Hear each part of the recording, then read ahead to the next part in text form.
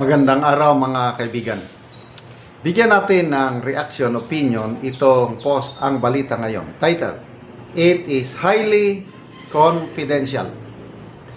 Tumanggi si dating Senador Antonio Trillanes IV na magbigay ng detalye kaugnay ng umano'y pagpunta ng mga investigador ng International Criminal Court sa Pilipinas noong 2023.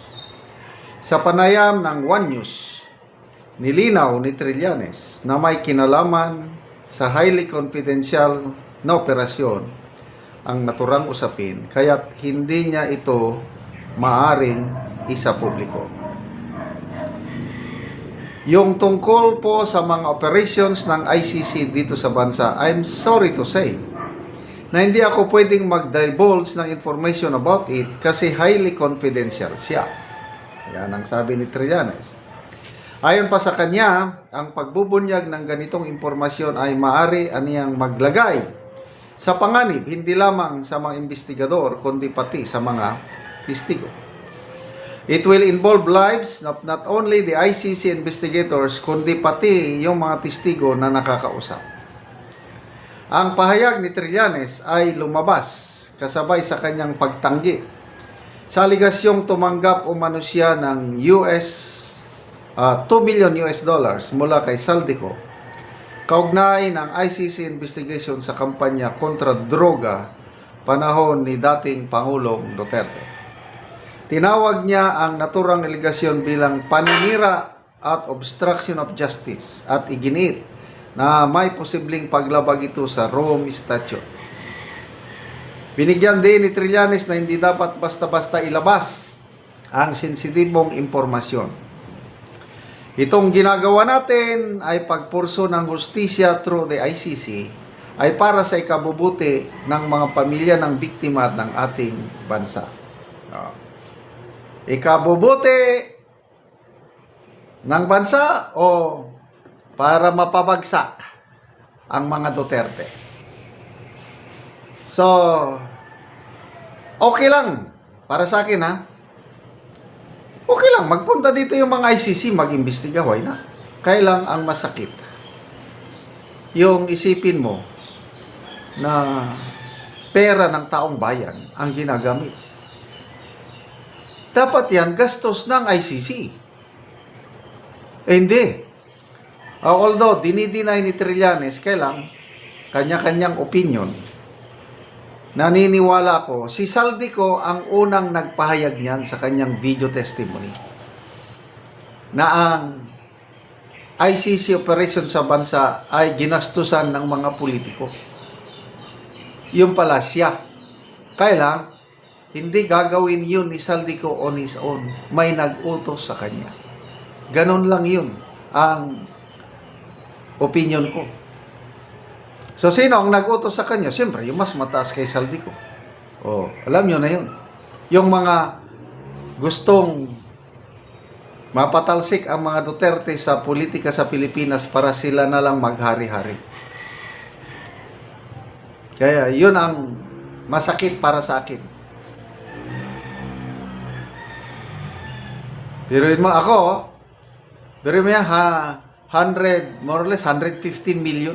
Wow! Ang unang nagbulgar nito, si Maharlika eh. Believe na ako kay Maharlika. Dinidiscuss niya ito sa kanyang vlog. Nandyan na sila, bantayan nyo. May mga hotel na binabanggit.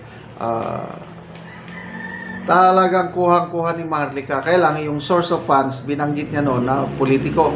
Kung nabanggit niya, Saldico, Martin Romualdez. Nabanggit niya noon. At ito ngayon, pinapatunayan ng 18 ex-Marines.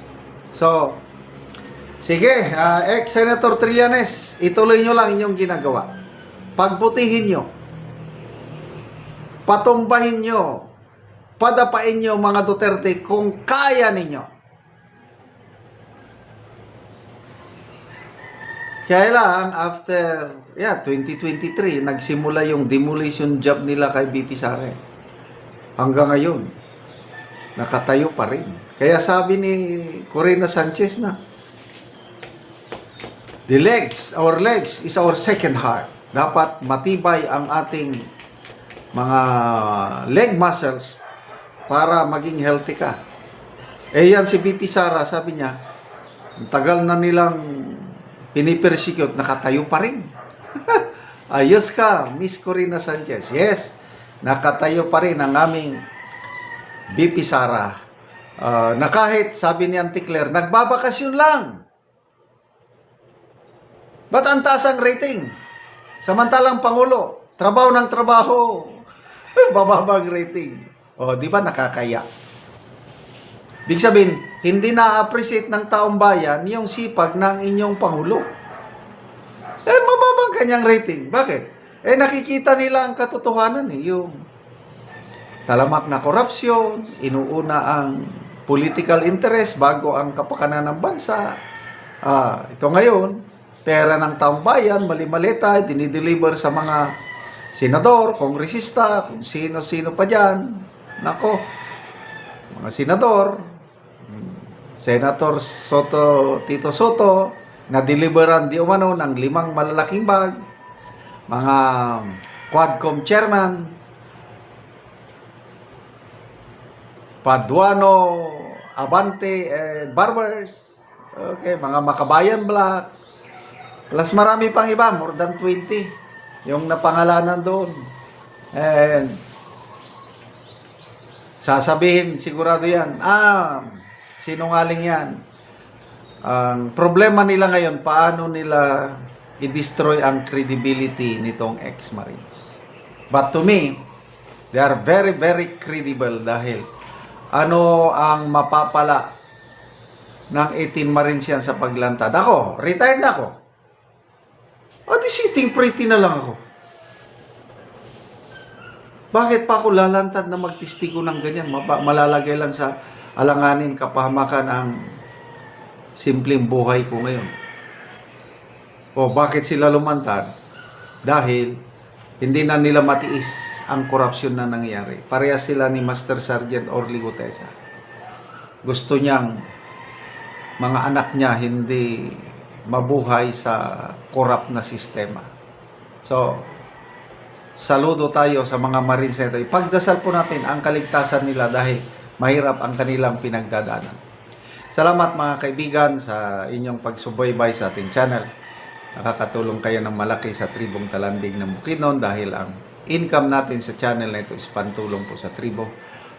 Namimigay tayo ng libreng yero at pako para makapagpatayo sila ng mas maayos na tirahan. Panoorin nyo ang video na ito. Ana mo og yero. So mag-atop ni karon.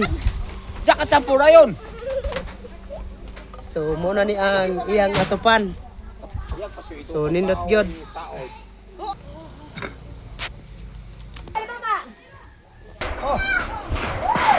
Ay sige. Ay no. Sige ikot.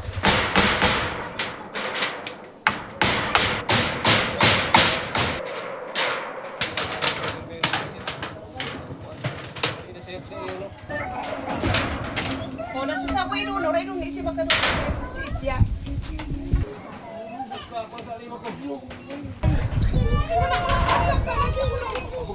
Babukat siya pa no.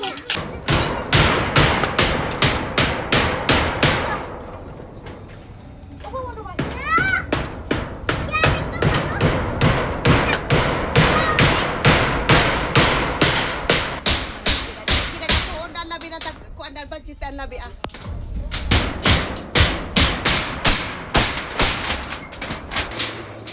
Alam mo nila sa alam.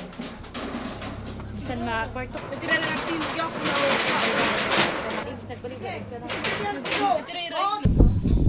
o karon humanag gyud sa pag-atop ang among gihatag nga yero. So maayo na gyud nga tan-awon kay nahuman naman sa pag-atop. Salamat sa Ginoo. Tabang ko sa Ginoo. Siya makanas kayo sa tabang sa sin. Amua. Nag-sponsor. Pila day ka bulan ni ang kining kuan nimo nga atupan nga bago pa na atupan dugay pila ka bulan? Lima. 5 ka bulan sa kuan so dugay-dugay gyud. So bago pa na atupan. Bago pa. Tungod kay nga naman nga wala mo nakaatop sulod sa 5 ka bulan. Ikaw, pero usin. Tungod kay wala ipalit og sin. Oo, so sige, salamat kayo.